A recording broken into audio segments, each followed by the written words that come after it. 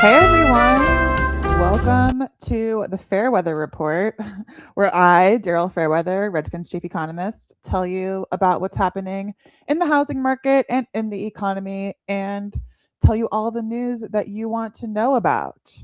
So I'm just going to get right into it. Feel free to leave questions in the chat. I will read them in a timely manner, hopefully without going too off track. So let's just get into it. Now, I always start off with our freshest Redfin news. We put out weekly housing market data. Every single week, we deliver data on what has been happening in the trailing 4 weeks. And we do this, as quickly as we possibly can so that you can have real-time housing market data. And the big headline today is that housing payments have hit a 1-year high and buyers are backing off. Now, the reason why housing payments have hit this 1-year high is because mortgage rates remain elevated. Even though mortgage rates came down a bit recently, just a little bit on the news of there being a deal in Iran, they're still quite elevated. The median US monthly housing payment is now $2,647, which is the highest level in a year and just about $100 shy of 2023's all-time high. Now, as I said, the reason that housing payments are rising is because home sale prices are going up. The median sale price is up 2.3% year over year. And for the first time on record, the median price of a home is now above $400,000 at 404 rounded up $1,000. Now, the weekly average mortgage rate is 6.52%, which is its highest level in 10 months. But daily rates have actually dropped because of that news about the war in Iran possibly coming to a conclusion. I guess, you know, you there it's debatable. It's debatable if this is really the conclusion of the war in Iran, but it seems like things are headed in a positive direction in terms of the war being over, and that has sent mortgage rates down. The stock market rallied on the news, but mortgage rates really didn't come down all that much, just a little tiny bit. And the reason why mortgage rates haven't come down all that much is because a lot of the damage to the economy in terms of inflation has already been done. Like, you can't reverse the fact that oil prices have been elevated for several weeks now. That's going to filter into the cost of goods, especially imported goods. That's going to mean inflation remains high, and that's going to mean that mortgage rates remain high for the foreseeable future, unless we get some really good news soon about inflation. But for now, mortgage rates, they come down a little bit, but they're still quite high. And so, combination of high mortgage rates and high prices mean that many would-be buyers are just priced out of the market. And the economic uncertainty is not helping either. It'd be one thing if home prices were high, but people felt richer and they wanted to spend on housing. Like in San Francisco, for example, I'll scroll down to the local data here. In San Francisco, median sale prices are up 10%. In San Francisco, pending sales are up 24%. They're up against the same high mortgage rates and really high prices, higher prices than anywhere else in the country. And yet people are still buying homes in San Francisco, and that's because they feel rich. Many of these home buyers in San Francisco have stock compensation that has been going up, or they are working for these AI companies and their total package compensation has been going up, or they're anticipating that they're going to get rich soon because of these AI IPOs that are happening. So I bring up San Francisco to just prove the point that part of this is because of affordability, but part of this is also because of the economy. San Francisco's economy is booming because of the AI economy. And that means that the housing market is going up in value, that people are out there buying homes and feeling confident. But the AI money is very concentrated in San Francisco. It's not filtering out to the broader housing market.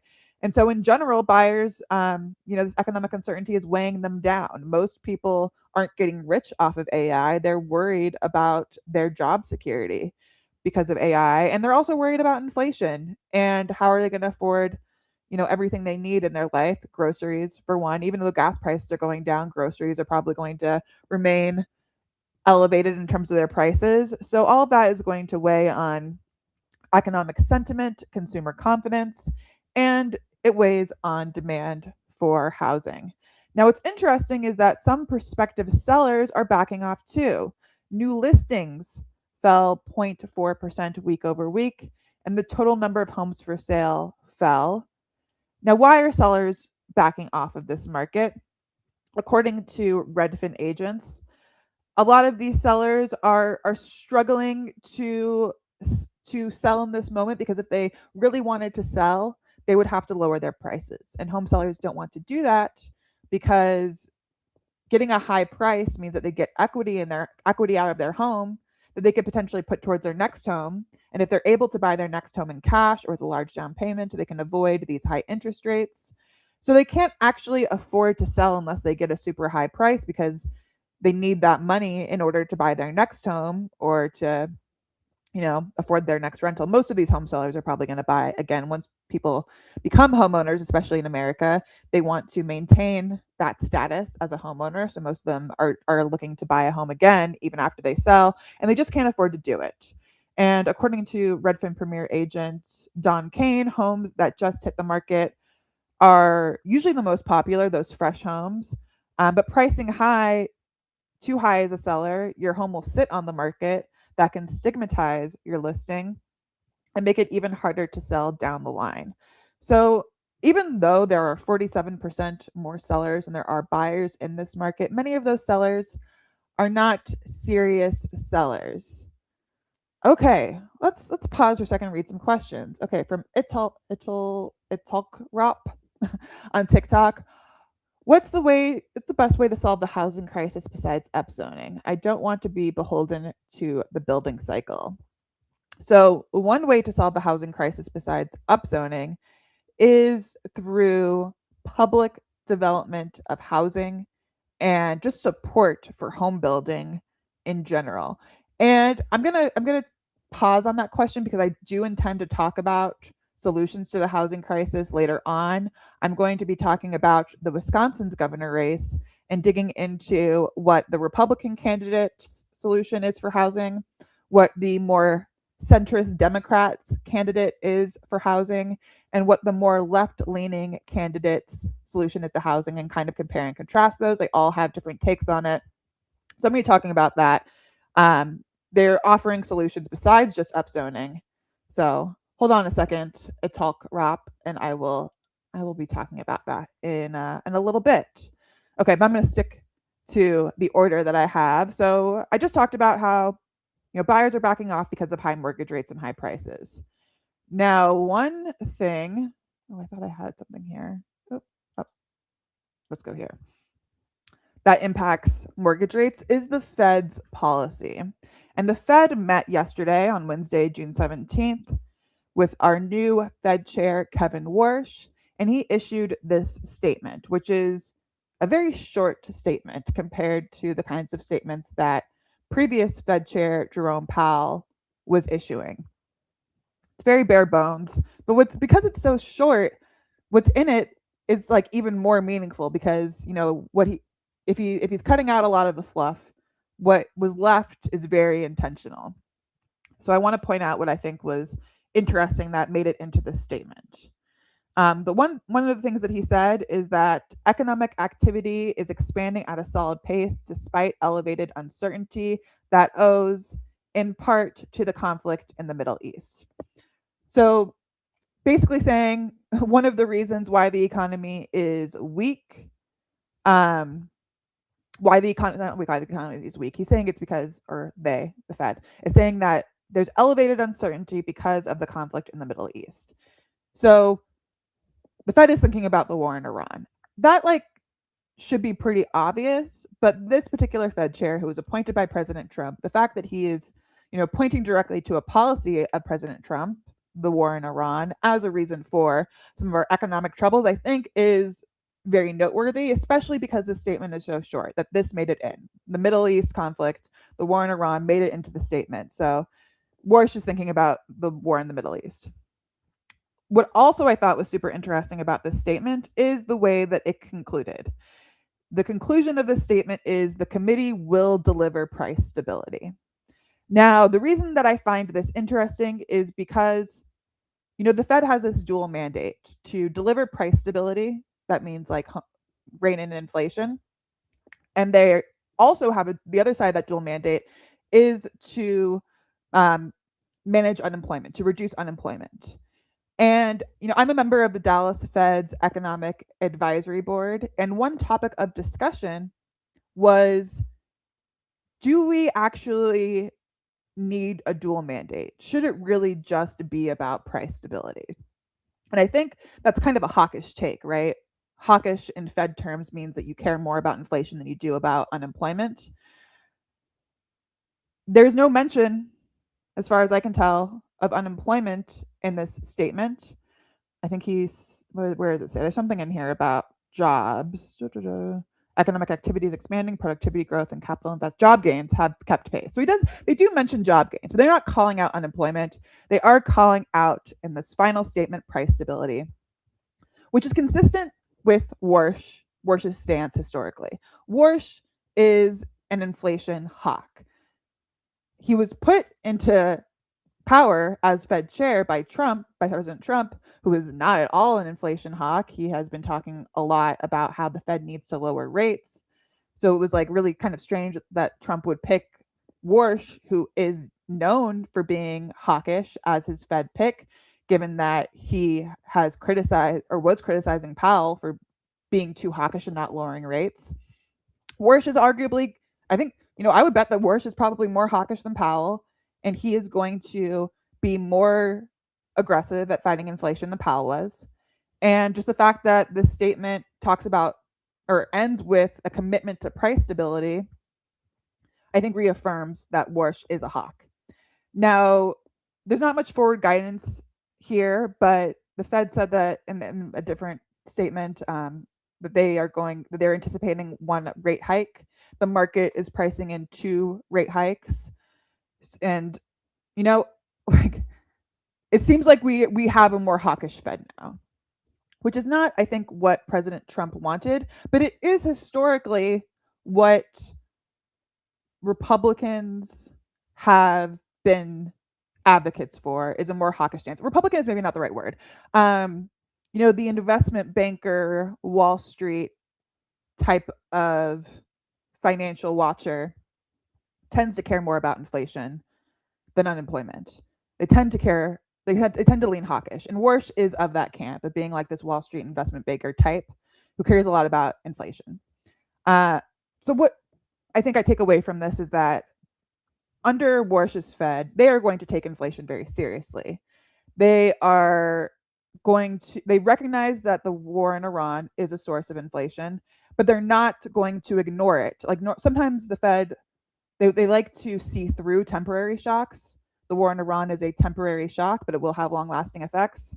But I see this statement as being reflective of a more aggressive on inflation Fed. That they're not going to just say this is transitory the way that Powell did during the reopening of the economy back in 2022.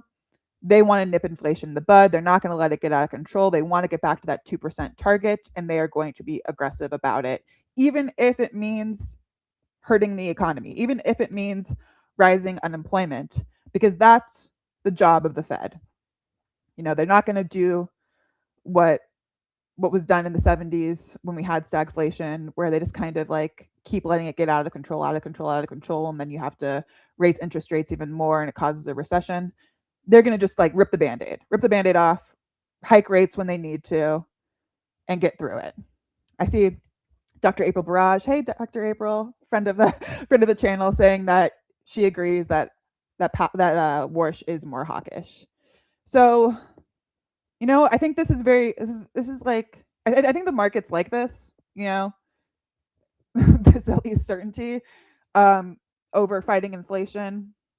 And I think most economists are breathing a bit of a sigh of relief that Warsh isn't just doing the political bidding of the president. He is sticking by his principles. Now his principles lean probably more hawkish than maybe some more employment-focused economists would like. But in general, I think economists like that he is taking the problem of inflation quite seriously, and it is a serious problem. It is an embarrassment to the Fed that inflation has been so high for so long. We're talking about coming up on 4 years since inflation spiked to 9%. 4 years is a long time. It's a long time for the Fed to say that it's credible on inflation and still not bring inflation back down to the 2% target. So rate hikes may be on the horizon unless inflation just isn't as bad as it could be. But most of the people on the Fed committee, when they were talking about the risks, said the risks are higher to the upside on inflation, not the downside. So yeah, the Fed is doing its job. I think that's the takeaway. The Fed is not just giving up its role to political pressure.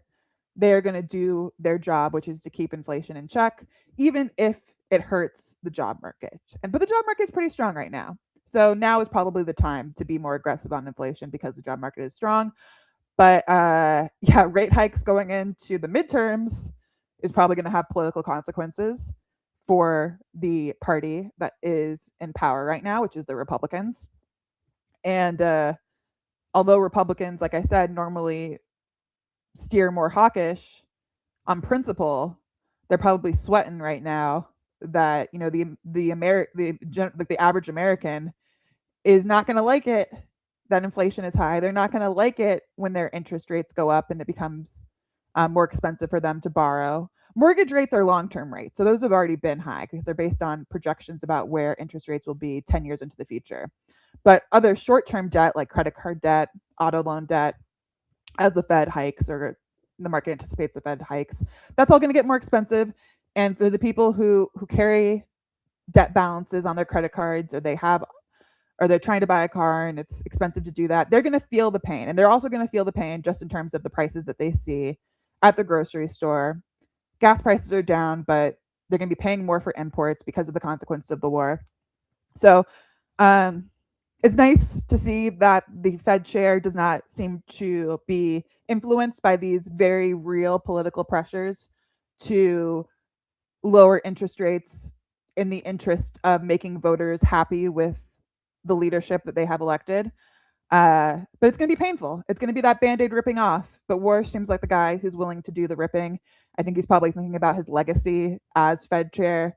And I think he would like to go down in history as being the guy that made the hard choices that were necessary. So we'll see if he sticks to it. I bet he is. I mean, he's coming out first meeting saying the committee will deliver price stability. They will do it. They will do it no matter what, no matter how painful it might be.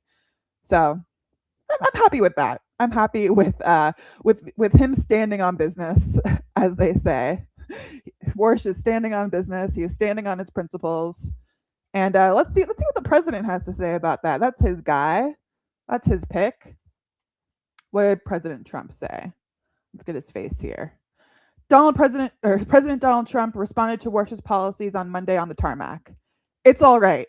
Whatever. I mean, it seems like he's given up. That like he's not gonna criticize Warsh. It seems like he knew who he was. What was that other saying? You knew who I was when you met me. Trump, if he wasn't, delusional, he should have known who Warsh was when he met him. He should have known that this is a guy who is an inflation hawk, who cares about what Wall Street thinks of him and is going to do the hard thing of raising interest rates. And Trump is resigning. He's saying it's all right. It's whatever. And when he was asked if he is aware that the Fed is holding interest rates, he said it could happen of the prospect the Fed might raise rates. I mean, it's hard to believe. It just keeps the country down. So again, Trump is expressing this perspective that high interest rates are bad for the country. But the guy he chose is the guy he chose, and he's like, whatever, it is what it is. It seems like Trump is accepting reality, which is good. It would be a bad thing if he came out and was like, I'm going to fire Warsh. I'm going to replace him again. We don't want that. We don't want that for the Fed. We don't want that for the economy, that kind of uncertainty of Fed chairs being, fired and replaced. He tried to fire Powell. It seems like he's not going to try to fire Warsh. So that's good. Good news. Good news for the economy that we got a guy in charge at the Fed who's sticking by his principles, and our president is not laying on political pressure to make him change his ways. All right. Dr. April Barrage asked, what is your perspective if the conflict re-escalates in terms of inflation? I think if the conflict re-escalates, mortgage rates would go up. I mean, I'm thinking about the housing market. Inflation would, like oil prices would go up.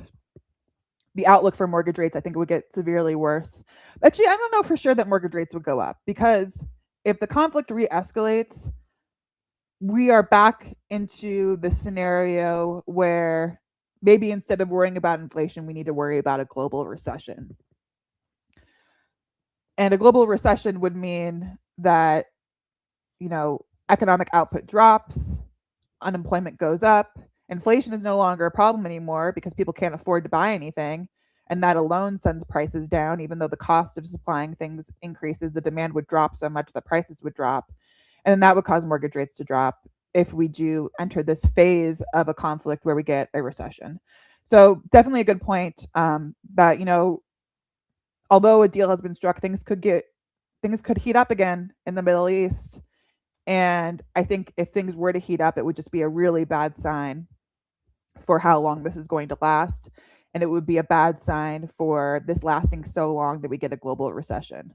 So let's hope that it doesn't. Let's hope that this deal sticks, or that it keeps progressing in a positive direction, because if it starts going in a negative direction, things could get really bad for Americans in terms of the cost of the goods that they're buying, but also their own economic output. Because if people around the world are suffering, they're not buying American goods, that sends GDP down, that sends unemployment up, and then we're looking at a recession, which we definitely don't want. Okay, let's keep it going. What else did I want to talk about? Okay. Oh yeah, I've already been talking about the war in Iran, but this story from Samantha Deloya, shout out to Samantha, just shows that mortgage rates did go down. You see this little teeny thing? Can I zoom in here? Zoom. Can you see it? Can you see that mortgage rates went down? I can barely see it. It's so negligible, but they did technically go down on the news of the strait being reopened, or the strait being planned to be reopened, but they barely moved. They're still very much in range of where they've been since 2022. This is not earth-shattering movement. Things are mostly the same in terms of affordability. I was predicting that when a deal was reached, that mortgage rates would fall, but I think the reason why they didn't fall is, one, this deal is not really a deal, it's a plan for a deal. And two, the inflation's already baked in. The inflation's going to be there. The Fed is saying that they're going to hike rates, or that they may, sorry, they didn't say they would. They said that they may hike rates. So the outlook for rates is still elevated. The outlook for inflation is still elevated. It just hasn't gotten worse. And I think part of it is that the news kind of reaffirmed the most likely scenario. It didn't change the most likely scenario. It reaffirmed that the strait is going to open. It's not going to open right away. We're not going to get, an increase in oil supply right away. Prices are going to remain elevated for a while. The cost of goods are going to remain elevated for a while. So it didn't really change the scenario. It just kind of it reduced the likelihood of the worst case scenario, which would have meant a recession, which would have meant rates dropped. And it also reduced the likelihood of a middle scenario where, things get more expensive for a while before the strait reopens. So on average, just the outlook didn't change very much. And I think that's why mortgage rates did not change very much. People keep asking me do I think when will rates drop? And for years and years, for the last 4 years, I've been saying, we'll get through this inflation and then rates will drop. We'll get through this inflation and then rates will drop. But I'm kind of on board with Warsh here that inflation is here, is sticking around unless we do something about it. And the doing something about it is hiking rates, which means that mortgage rates stay elevated. So there's not really a way out of these high mortgage rates. I don't see a way out. Maybe we'll get some modest drops, but it's hard to imagine they get below 6%. Maybe we'll get to like 5.99 again, the way that we did right before the conflict in Iran started for a 30-year fixed rate. But it's hard to imagine them dropping meaningfully lower until the economy as a whole changes. So we'll see if there's like a big shift, but I'm not anticipating one. So we're just kind of are where we are, which is not a great place for the housing market because home sales are still near record lows. But when people start feeling richer again, like what we're seeing in San Francisco with the AI boom, they will start buying homes again. Rents will start going up, which will push people into the for sale housing market. Not saying that's a good thing, rents going up. But I think home sales will like slowly recover, but it will start with the economy. It's not going to be some magic drop that like, oh, inflation is over. Now rates are down again. It's going to take a time for inflation to go down. It might be very painful. It might involve rates staying high. So yeah, not like it's not an on-off switch when it comes to the impacts of the war on inflation. And we also have the trade war. Trade war is still happening, so inflation is still like increasing because of that. So we're just in this economy where growth is pretty good, but inflation is too high.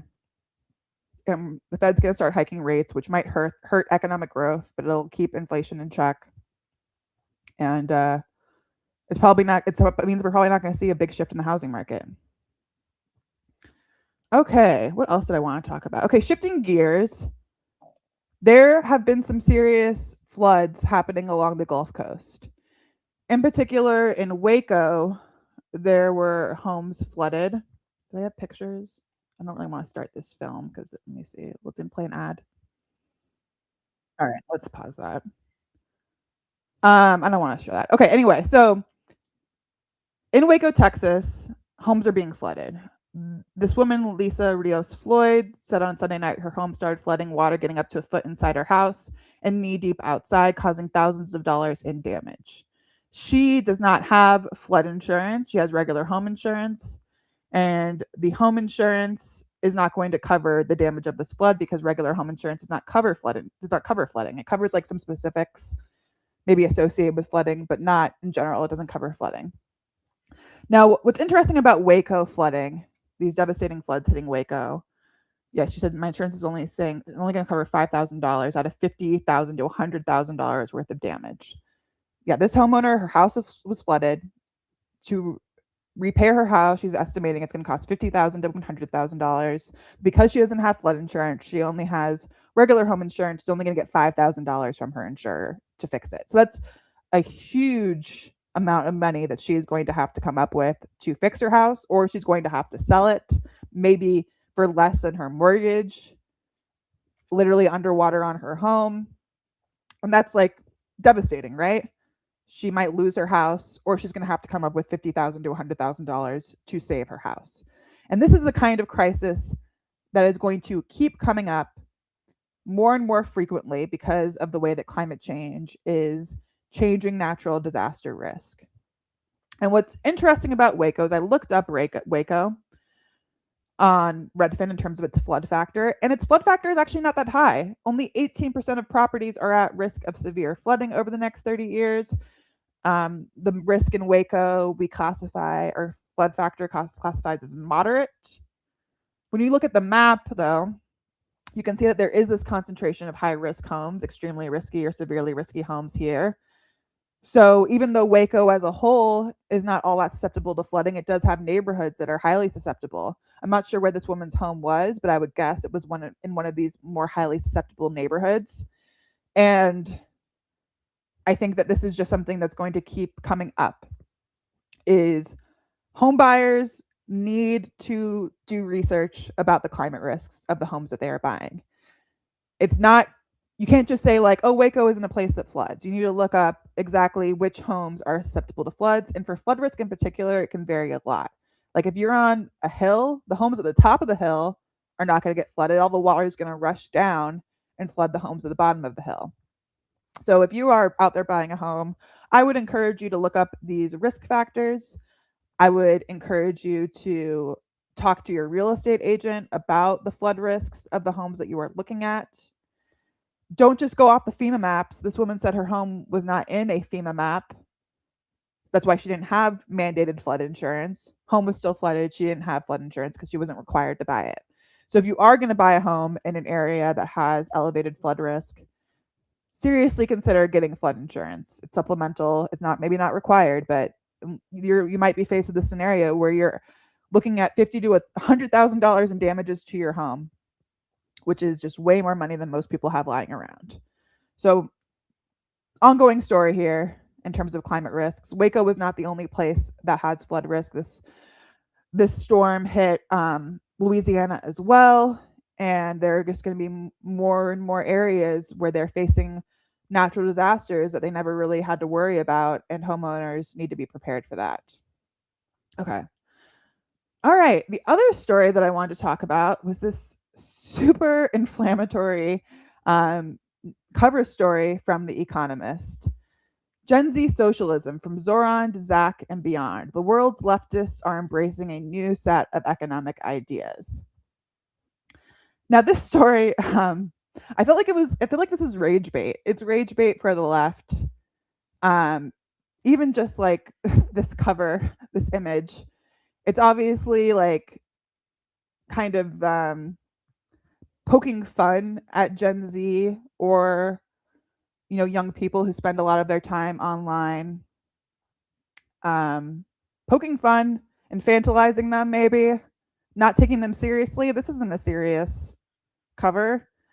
And even just the language here. Let me see. There were some quotes here that I thought were super revealing. Okay, let's see. Where was it? It was like rent. All right.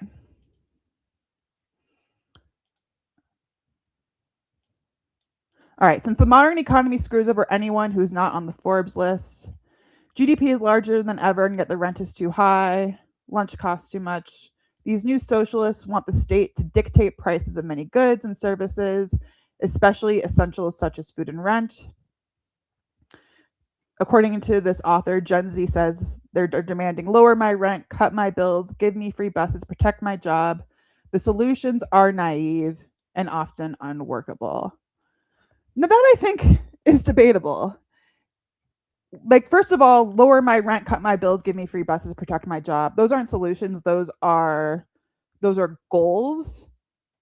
So I don't really understand why this author is saying the solutions are naive when he's not actually like engaging seriously with the solutions.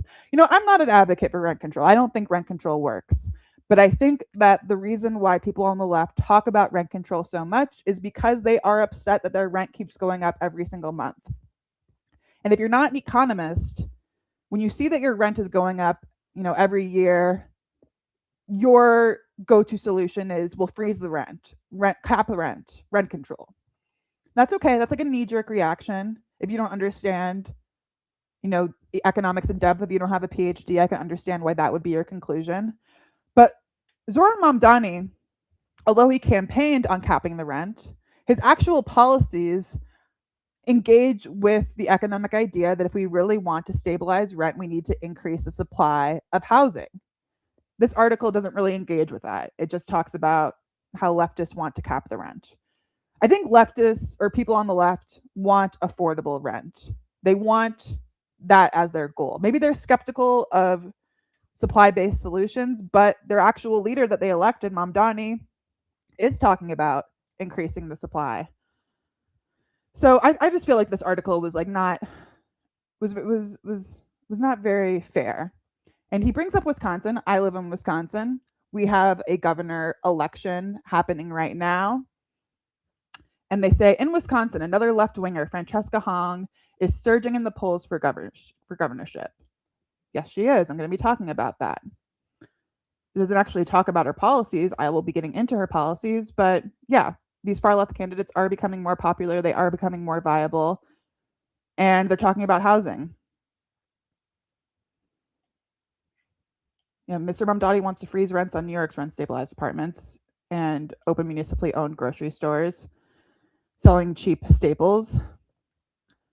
Like if you really believed in the power of free markets, you would not be threatened by municipally owned grocery stores, because if you believe that free markets are better at delivering cheap groceries than the government, then people won't shop at the municipally owned grocery stores. They'll shop at the private grocery stores because that's where the better deals are. So if you really believe that, I don't get why you're threatened by municipally owned grocery stores. But yeah, I just feel like this just talks down to the people on the left. Now, it's interesting because this article brings up the work of Isabella Weber from University of Massachusetts Amherst, who argued the last time we had a bout of inflation that part of the reason why prices were so high was because firms had some type of monopoly power to keep prices high and increase their profits. What's happening right now with inflation is super interesting because producer prices are up 6%, but consumer prices are only up about 4%. So these companies are eating some of the inflation, which they would only be able to do if they had profits from which to eat the cost of inflation. So I feel like Isabella Weber has been somewhat vindicated, because if firms were literally operating on like razor thin margins and the cost of their goods went up, they would really like not have a choice but to pass it on to consumers. But they're not. They are eating some of it without going out of business. So I guess they were somewhat profitable. And what else? What else? How does this article conclude? I thought that was interesting.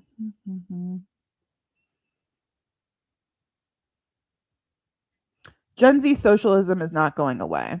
Whether or not more Gen Z socialists succeeded at the poll, Gen Z socialism is not going away. I think that's the right conclusion. I think that socialism has such as like a bad connotation, but like America's economy, it's a free market economy with a lot of socialist safety nets. We have public education, we have public schools, public education, we have public libraries, we have public health care for old people, Medicare, we have public health care for very poor people, Medicaid. Like we have these socialist institutions that make sense sometimes, not all the time. But I think Gen Z wants more, and that's probably not going to go away. Okay, what I want to talk about, which I'm going to get back to Italk Rap's question. Hopefully he's still in the chat with us, or she, I'm not sure which is the Wisconsin's governor race. Again, I live in Wisconsin. That Economist article talked about Wisconsin's race.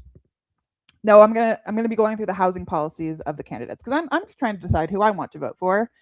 And one thing that's kind of disqualifying is if you say something about housing that makes no sense. If you're not engaging with the economics of housing, that's a bit disqualifying for me in terms of being a candidate for governor. So let's go through what they say. So Tom Tiffany is leading the Republican primary in terms of he's like most likely going to be the Republican candidate in Wisconsin. He wants to cut red tape. I'm good with that. He wants to increase transparency. Transparency, sure. Everybody wants to increase transparency. Don't know if that's meaningful or not. He wants to modernize regulations. That probably means get rid of them. Some of those regulations are bad. Maybe some of them are good. He doesn't specify which ones. Lower costs. Okay, everybody wants to lower costs. Freezing property taxes. Boo! This is like disqualifying to me. You say you want to freeze property taxes? You mean you want to do what California did? What Blue California did was basically freeze property taxes for homeowners. You want to do that as a Republican in Wisconsin and just give us all the housing problems that California had? This is a terrible policy. Freezing property taxes means that existing homeowners, it's giving existing homeowners free money, essentially. We're saying that if you already own your home, you don't have to worry about your property taxes going up, even though the costs of maintaining like municipalities, the cost of paying teachers, the cost of employing firefighters, the cost of police, the cost of maintaining roads, the cost of municipal utilities, all those are going up. Somebody has to pay for it, but you want to freeze it for existing homeowners who are already well established, who already have wealth that's greater than renters. You want to give them money because they vote. That's like populism.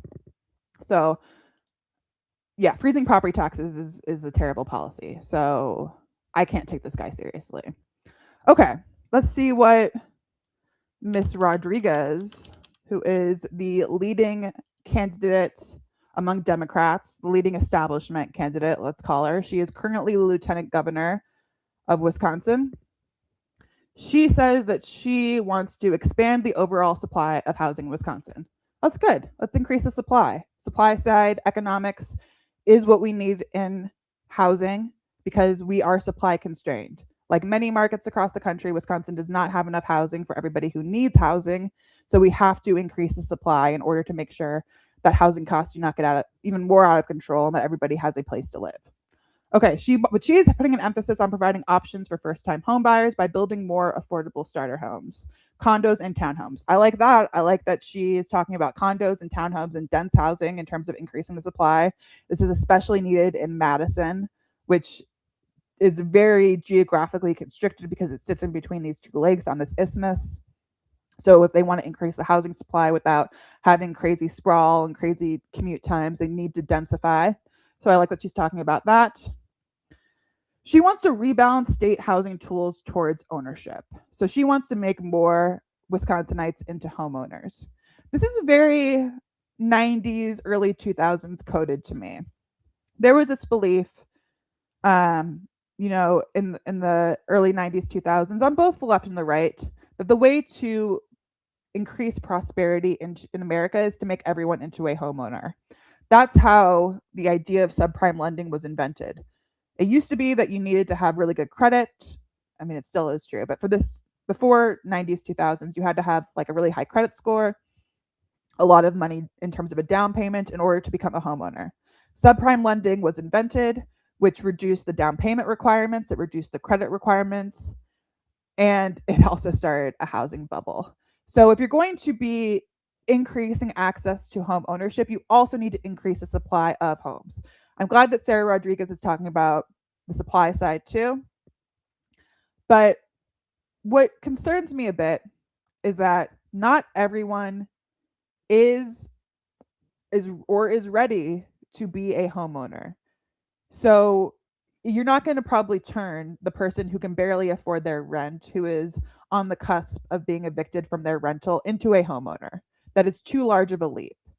She's more talking about middle class or lower middle class people, giving them access to home ownership by creating more starter homes, which I think is good. But I think you also need to be realistic about the population of people who are not in a position to become homeowners and making sure they also have stable housing. This is where I get really suspicious of Sarah Rodriguez, because she plans to block private equity firms from purchasing single family homes. Okay, this is just nonsense. To me, this is just, again, populism, putting up a boogeyman of private equity as being the source of everyone's problems and saying, if we just get rid of this boogeyman, everything will get better. Blocking private equity is not going to do jack. I have to censor myself because TikTok gets mad at me if I curse. But blocking private equity is just nonsense. I mean, like, okay, maybe you'll feel good by sticking it to private equity. Nobody seems to like private equity. I don't have as much of a problem with private equity as most people do. I think that private equity is just a feature of the economy, not a bug. Like, I mean, maybe I'll just get on a tangent about private equity for a second. If you are a small business owner, one of the reasons that you start that business is because one day you want to build that business to be successful enough that somebody will come and buy it and you can retire. The person that's going to come and buy it is private equity. Now, private equity comes in at the stage where the business is established, the business is profitable or is about to become profitable, if not already profitable. And they come in and they just like try to make it as profitable as possible so that they can get a return. But the business owner is not going to go through the trouble of starting that business, putting all of their hard work into it, working longer hours than they would in a corporate job, if they're not going to get that prize at the end. Now, I understand that people hate private equity because it feels like the moment that the business is no longer owned by that small business owner and it goes to be owned by private equity, everything gets worse. Like Dave's Bread is an example of this. Dave's Bread was like started by this guy named Dave, I guess, who really cared about bread, making high quality bread that's healthy, sold it to private equity. And then people get mad because private equity like comes in and tries to cut costs by putting in, the way they cut costs is by making the product slightly worse. And people get mad at that. But I don't know if Dave would have ever started Dave's Bread without private equity. I think there's this life cycle of businesses where businesses are awesome for a while and then they become less awesome. And it just so happens that they become worse when private equity gets involved. But that is just like the life cycle of these businesses. These business owners are not going to be owning these businesses forever. They get old, they want to retire. Somebody has to take over. And maybe that person that takes over is not thinking about the businesses as in the same way that the original owner was, but they serve a purpose in the economy. Okay, that's it for my tangent on why private equity isn't as bad as everybody thinks it is. But private equity firms do not own that many single family homes. They own like less than 1% of homes. So blocking them from owning homes in Wisconsin is not going to do jack to make housing more affordable. Okay, but Rodriguez, to her credit, she also wants to provide renter protections and down payment assistance to first-time home buyers. And she wants to streamline funding, permitting, and planning processes to speed up building timelines. That's all good. That's all good. She also intends to publish a statewide dashboard. Okay, dashboard, I don't know if that really matters. Okay, but the candidate that the Economist is so fixated on, who is Wisconsin's, version or manifestation of Mom Donnie. Mom Donnie is bigger than just one person. He's kind of like this phenomenon of younger people taking on more socialist policies. Francesca Hong could beat Sarah Rodriguez in the primary. She is right up there with her, even though Sarah Rodriguez is like the more established lieutenant governor candidate. Francesca Hong, who is a state representative, very much more left-leaning, she's a contender. So what does she want to do for housing? What is the leftist Wisconsin candidate plan? Okay, so she wants to create a fund to help cover the cost of building affordable units. And she wants to establish a state housing authority to implement an affordable housing zoning overlay to centralize and simplify the approval process and financing of constructing homes. So Rodriguez was focused more on that first-time home buyer, getting them into condos and starter homes. Hong is more focused on the people who are the most vulnerable, those people who need affordable housing. She doesn't say here, but I'm assuming this is like more income-restricted housing. And she wants to create a state housing authority. Washington State created a state housing authority. New York has a state housing authority, I'm pretty sure. And what the state housing authority can do that a private developer can't is they can build even when it's not profitable to build. So right now, it is not really profitable for private developers to build.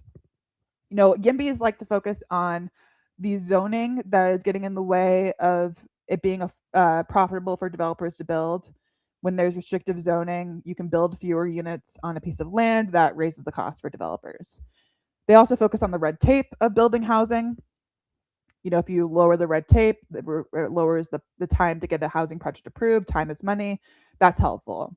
But when you talk to builders, the bigger impediments to them building, one is high interest rates because they have to borrow in order to fund those projects. High interest rates also mean there aren't buyers waiting for those projects to be done to buy. There's not demand waiting for those homes that are built. And they also lack labor. The immigration policy is like a big issue in terms of labor. So even with all the zoning reform that's been done, which is great, I think YIMBYs are winning in terms of that. Builders are still not building right now because there are these other challenges. And what a public housing authority can do that a private developer can't is that they can get money at cheaper interest rates because the state has money to be tapped that they can lend to these public housing authorities at subsidized rates. And they can make it a priority just to build when citizens in the state need housing, irrespective of whether it's going to be profitable at the point that the housing is developed. They're assuming that over time, as rents go up, that the rents that people pay for this housing will increase and that these things will become self-sustaining over time. And they kind of get out of the cyclicality of the housing market because in theory, the public developer builds when interest rates are high, when the private developers aren't building, and then we have a more steady stream of housing getting built, even when the economics don't make sense for private developers. So Washington State is doing this. I know Seattle, or maybe it's just Seattle. Seattle is doing this. They acquired an apartment building that they are intending to create socialized housing out of, kind of similar to what we see in Vienna, where you have mixed income housing, where some people are paying market rate, some people are paying slightly below market rate, and some people are paying heavily subsidized rates. It seems like Hong wants to go in that direction, which I think is what a lot of young people want. They don't see themselves as becoming homeowners anytime soon. They want affordable rentals. She wants to allow municipalities to pass rent control regulations. Now, this I do not like. I don't think rent control is a real solution. I'm with the Economist on this, that you can't just set price caps and expect that to solve anything, because you haven't solved the fundamental problem of there not being enough housing available for everybody who needs housing. She wants to work with the Attorney General to establish a hotline and tenant law enforcement to assist renters with landlords. I think that's good. I think landlords have a lot of power over renters because they can literally disrupt their lives and force them out onto the streets, and they might not be able to even afford to move. So renter protections, I agree. I think that's good. But you can do renter protections without doing rent control. Okay, so what's my verdict on here? I think that Tiffany wanting to cap property taxes is like disqualifying to me. It's just like so antithetical to what I believe in. It annoys me that Sarah Rodriguez is bringing up private equity, and it annoys me that Francesca Hong is talking about rent control. So I think that it's a bit murky in terms of who I think is the best candidate. But my hope would be that Rodriguez stops talking about private equity buying homes, and that Francesca Hong, similar to Mamdani, doesn't focus so much on rent control and really focuses on increasing the housing supply. But I think the good thing is that all of these candidates are talking about housing, because we definitely need housing solutions. Just don't make things worse. Rent control could make things worse. It could disincentivize development of market rate housing if the people building that market rate housing know that their rent is going to be capped down the line. Restricting property taxes or capping property taxes is bad for the housing market because it keeps older homeowners in their homes longer. It distorts the housing market because it makes it more affordable to stay in the home that you're in versus buying a home as a first-time home buyer. It's bad for first-time home buyers. It makes it more expensive for first-time home buyers because they don't have as much supply of housing because those older homeowners are staying in their homes. So that's bad for the housing market. At least Rodriguez isn't saying anything that's like bad for the housing market. Kicking private equity out of housing wouldn't help the housing market, but it wouldn't hurt it either. So I feel like she kind of ranks the highest for me in terms of her policies. But I think like my criticism of Rodriguez is that she should take some cues from Hong and talk more about how she's going to help renters, because not everybody's going to be a homeowner in Wisconsin. It's just not possible. It's not what's best, because like as we saw in the 2000s, making everyone into a homeowner can be very bad. We get a foreclosure crisis if we make people into homeowners when they're not ready to be homeowners yet. So I guess I didn't really have a conclusion. I guess I gotta do more research and figure out what their other stances are. But it's good to see them talking about housing in general. They could use some refinement. Okay, question from Alex Diaz over on LinkedIn. What is your point of view on OpenAI and Anthropic going public? When financials become public, let's bring up OpenAI just so I have some visuals here while I'm talking about them. OpenAI files for IPO. Okay. Data center operations will not be as good of a business anymore. What will be the impact on the economy? So I guess what your question is that, if it is revealed through the public filings of OpenAI, because they're confidential right now, but eventually when they're public, is the economy going to suffer when markets perhaps realize that these companies are not as financially viable as they seem. I don't think that that would necessarily hurt the economy. It would hurt the stock market because I think the stock market is assuming a lot of upside for these AI companies, whether they're already publicly traded like Google or they're about to be publicly traded like OpenAI. There's a lot of hype around AI, and the hype, I think, has been put out into the universe in order to justify the valuations and justify the losses that are being taken now. It's okay that these companies are unprofitable now because they will be extremely profitable in the future once we get to what's the word? General intelligence for AI. Is that ever going to happen? I don't know. My bet is no. I don't think that like a magical technological breakthrough is coming. I just don't think that's like not something I would like put in my forecast. So assuming that there's not going to be this magical technological breakthrough that makes all these companies very profitable, what does that mean for the economy? You can get a decline in the stock market without it being bad for the economy. But the stock market and the economy are two very different things because not everybody has money in the stock market. So most of consumption is not based on how much wealth people have in the stock market. So I actually don't think it would be that bad for the economy. It could be good for the economy because like what's bad when you have these stock market bubbles is when like other parts of the economy start to build themselves around the assumption that these valuations are real. If these companies aren't profitable, it's not like they're going to lay off a good chunk of the workforce because they're not employing that many people to begin with. I think that the benefits of AI are very real, as I discussed in my YouTube video with Dr. April Barrage. And like one reason that these companies might not ever be profitable is that AI, they don't own AI. They don't have a moat really. People are developing open source AI on their own home computers. So if they are unable to charge high prices for AI because people figure out how to get it for free, that would make them unprofitable, but that would be great for the economy because now we have AI at a very cheap price available to everyone, open source, and that would be great for the economy because the technology is real, even if the profitability is not. Now, these large companies are probably going to do everything they possibly can to block open source AI because it is a very real threat to their profitability. But whether these companies become profitable or not, AI is here to stay. It's already, I think, impacting the economy, making the economy more productive. And it doesn't really matter whether OpenAI is profitable or not, or whether some other competitor becomes the leader, or whether, it's just so there just become hundreds of AI companies or hundreds of people, or even more than that. Everybody's running their own AI through open source. That would still make the economy more productive, even if no one corporation is making money off of it, even if the stock market is not making money off of it. PJ Murray agrees. He says he doesn't think AI will be a winner takes all like search was. Yes. And I think more people should be talking about this.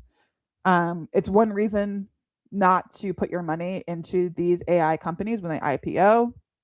My advice is always not to put your money into any individual stock, but to invest in the market as a whole, because the market as a whole is going to benefit from AI, even whether or not like one of these individual companies ends up being the winner. And I don't think that the moat, as they say in business, is very strong. It's not impermeable. These companies were all started with just a few people, and that means that like there's nothing really stopping other people from doing the same thing. It'll probably be easier because you can just build off of their models. We saw how China developed their own AI models with much less resources to do that, and their models were almost just as good. So I think they're going to have a lot of competition, and that will hurt their profitability, but it won't hurt the economy. All right, let's bounce over to TikTok. Any other questions over on TikTok? No. Okay. All right, well, it's almost 3:00. Thank you for joining me for this live stream. I do this every Thursday that I'm not on vacation or sick. I will be here talking about the latest news in housing and the economy and letting you know how it impacts you. So tune in next week, and thanks for joining me. Bye.